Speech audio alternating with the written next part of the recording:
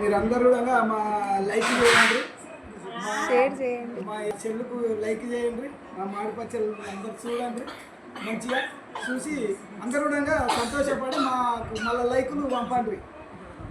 మా చట్నీకి లైక్ కొట్టండి. మీకు ఇప్పుడు మళ్ళా ఇది కోసం పచ్చడి కలిపేదా కూడా చూపిస్తాము.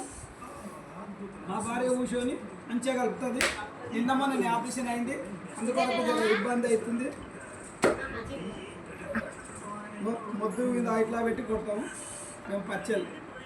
మా రూపాయి కూడా మామిడికాయలు తెచ్చింది. మా ఇంటి పక్కల మా చిన్న అక్కయ్య కొడుకు పిల్ల, వాళ్ళ నాయన పేరు అంజి, వాళ్ళ అమ్మ పేరు సరిత, పెద్ద పేరు అచ్చన, ఈమె పేరు రూప.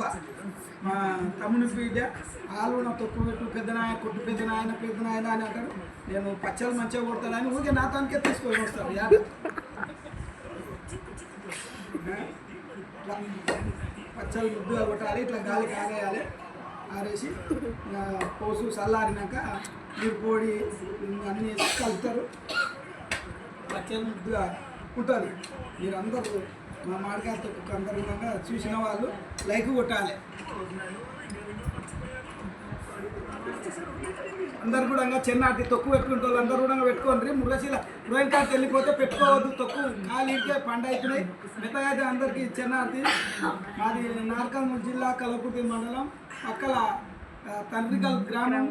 మేము నా పేరు కొండసీనే అంటారు.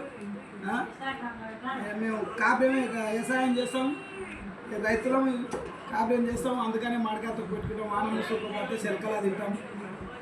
టిఫిన్లో పెట్టుకొని వస్తారు, తింటాం.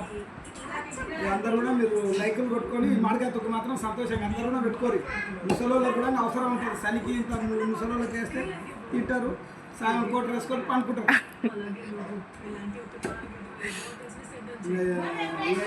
ఏమేమి చెప్పాలి చెప్పాము బాయ్ అని చెప్పేదా?